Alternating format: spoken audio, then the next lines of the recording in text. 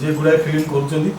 तुम भी किसी नुआ पिला चान्स दियो चलो गोटे फंक्शन होची आमे जीवा मिसिकी देखिया तार जो मैंने भल करेंगे सिलेक्ट करेंगे नेक्स्ट मुवी तुम चलुची कि आम के करूँ चान्स देवा भल चान्स से जाइलु जजरे बसलु सब मार्क करूँ जहाँ दुई दुईटा नाटक विभिन्न प्रकार अभिनय करते fast second third fourth selection तो होती ट्रफी तो थुआई आम ट्रफी ये प्रदान करूँ आपने जानवे किए विनर होती ट्रफी नहीं ड्रामा कंपटीशन होता से जो मैंने अभिनय कर लोक मान खुशी करने संगे संगे जजेस मान इम्प्रेस करके फास्ट सेकेंड थर्ड फोर्थ होती ये ट्रफी गुड़िक आसू बर्तमान ये स्पॉन्सर होती रमेश बाबू रमेश बारिक आर इवेंट्स जो अच्छी निजर प्रोडक्शन हाउस प्रदान कर सब बड़ जिन हूँ आप आरेंज कर सुधाकर सार और सान भाई राजदीप जी आपण मानक तले बहुत सिनेमाटे भेटी देते अरुंधति पे और गोटे सिनेमा भी आसूसी सलाम भुवनेश्वर जो मुझे अभिनय भी करते आम कलाकार मान उत्साहित करने ये सब जिन टूना द्विवेदी सार जी भी अच्छा ठिया सैड्रे बहुत हाथ अच्छी ये सब जो लोक मान कलाकार मान प्रोत्साहित करने जो ट्रफी प्रदान कर मनोबल बढ़ाया अभिनय क्षेत्र से केमी आगू जी बर्तमान प्रोडक्शन हाउस तरफ सुधाकर फिल्म्स आर इवेंट्स तरफ रंजन प्रत्येजन टूना भाई टूना द्विवेदी प्रोत्साहन आगू जो सिनेमा हम से कलाकार मानू अवश्य सलाम भुवनेश्वर समस्त चान्स दि सारी कि आहरी बड़ क्यारेक्टर कर लोक मान पाखे पहुँचा अभिनय को गोटे प्रयास आम चिंता कर मनोबल बढ़ाई आज आर इवेंट्स जो ट्रफी गुड़िक प्रदान कर सम्मानित आर इवेंट्स पाखे रंजन टूना भाई और सुधाकर सागर आम कृतज्ञता ज्ञापन करूँ कलाकार मान समस्त कंग्रेचुलेसन जनाऊँ जहाँ आप भल अभिनय आपने आज मुझे थी से इवेंट से ड्रामा समस्त एवरीवन मत बहुत खुशी लगे गोटे गोटे गाँव भितर बड़ीपड़ा गाँव जो भारतीय स्टार राजवीर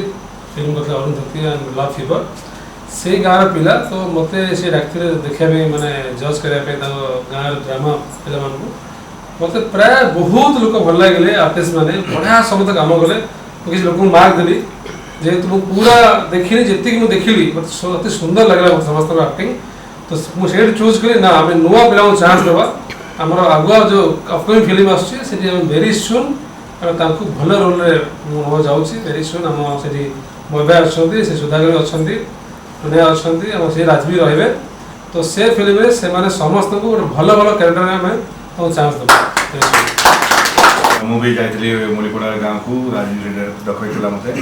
एंड 5-6 घंटा मैं टाइम स्पेंड कलु ये कलाकार एक्टिंग सब देखा बहुत खुशी लगे बहुत बढ़िया परफॉर्मेंसेस इतने कलाकार आम पछर बच्चे आम जान नी से ड्रामा देखी सारापर आम 4-5 लोग चूज कलु से आम सम्मानित आज दूसरी और मो पाखे अच्छी बहुत बड़ा कलाकार कॉमेडी आम सलाम भुवनेश्वर भी बढ़िया रोल प्ले देखी एंड आमर ये भी भाई भी आम सलाम भुवनेश्वर गोटे पुलिस चरित्र अभिनय करमती सब नुआ कलाकार को आम चान्स देवाई चाहूँगी तो आप आशीर्वाद सब से छोट छोट कलाकार ऊपर थाए और all the best wishes thank you आपने जानते ओडिया इंडस्ट्री कौन सी नुआ कलाकार मान चान्स मिलूनी कि प्रोड्यूसर मैंने रिक्स सहित चान्स दौना तो जेहेतु मु जो मणिपड़ा मो गाँ मो निज माटी से ड्रामा स्टेज रू मु जो 2टा मूवी कली से लोक मान पाखक जा नाला लव फीवर पधुनी बधु रिसेंटली गोटे रिक्स सहित जो अरुंधति मुझे कली थैंक्स देवी रमेश भाई को आर इवेंट हूँ से बैनर से जो अरुंधति रिलीज होता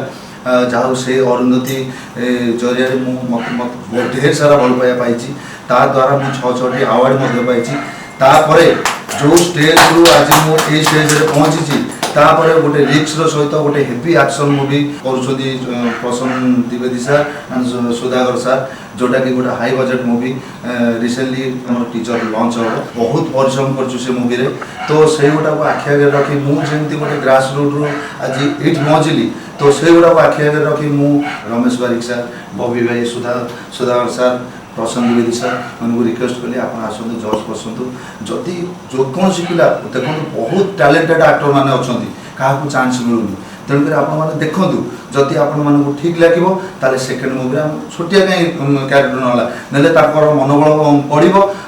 ନେକ୍ସଟ ଟାଇମ୍ ସେ ଭଲ ରୋଲ୍ କରିବେ। ତେଣୁକରି ମୁଁ ଆମକୁ ରିକ୍ୱେଷ୍ଟ କରିକି ମୁଁ ଆୟୋଜନଟା କରିଥିଲି। ଆମ ଗାଁରେ ଆକ୍ଚୁଆଲି ବଡ଼ମଳିପଡ଼ା 2ଟି ନାଟକ ପରିବେଷଣ ହେଉଥିଲା। ପ୍ରଥମ ରାତି ନାଟକ ଯଦା ଯଦା ହିଁ ଧର୍ମସ୍ୟ, ଆଉ ଦ୍ୱିତୀୟ ରାତି ନାଟକ ସତ ସପନରେ ପାଇବ ରାତି। ଏଇ 2ଟି ନାଟକରେ ମୁଁ ପ୍ରଥମ ନାଟକରେ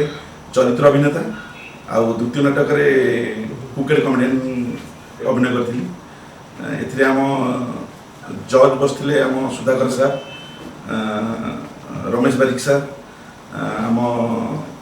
ରାଜବୀର ଦେଓ। ସେମାନେ ମାର୍କ ଅନୁସାରେ ସିଲେକ୍ଟ କଲେ, କଳା ଦେଖିକି ସିଲେକ୍ଟ କଲେ। ଯାହା ହଉ ମୁଁ ଆଜି ଖୁସି, କାହିଁକି ନା ଇଏ ଗୋଟେ ଆମ ଓଡ଼ିଶାର ଗୋଟେ ସଂସ୍କୃତି।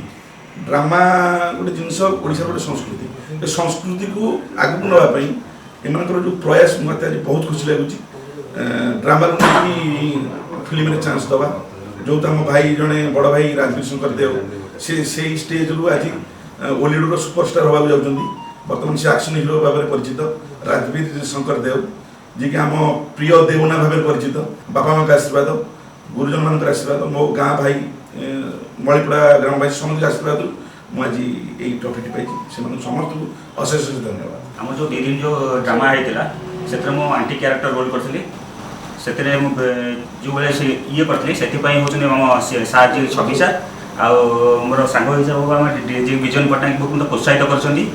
କରିବା ପାଇଁ, କ୍ୟାରେକ୍ଟରଟା କରିବା ପାଇଁ। ଆଉ ତା ଡ୍ରେସ୍ ଗେଟା ବି ସିଏ ହିଁ ମୋତେ କହିଥିଲେ, ଯେଉଁଥିପାଇଁ ମୁଁ ଆଜି ପ୍ରାଇଜ୍ର ହକଦାର ହେଇପାରିଛି। ସେଥିପାଇଁ ଯିଏକି ମୋ ଭଣଜା ଆକ୍ଚୁଆଲି ରଞ୍ଜନ ଦେଓ, ସିଏ ହିଁ ବେଶୀ ପ୍ରୋତ୍ସାହନ କରିଥିଲେ ଭିଲିଆନ୍, କାରଣ ତାଙ୍କ ଭିଲିଆନ୍ ରୋଲ୍ଟା ମୋତେ ଭଲ ଲାଗେ। ତାଙ୍କର ପ୍ରୋତ୍ସାହନ ହେଇକି ମୁଁ ଏ ରୋଲ୍ଟାକୁ ବାଛିଥିଲି। ମୋ ସାଙ୍ଗ ରଞ୍ଜନ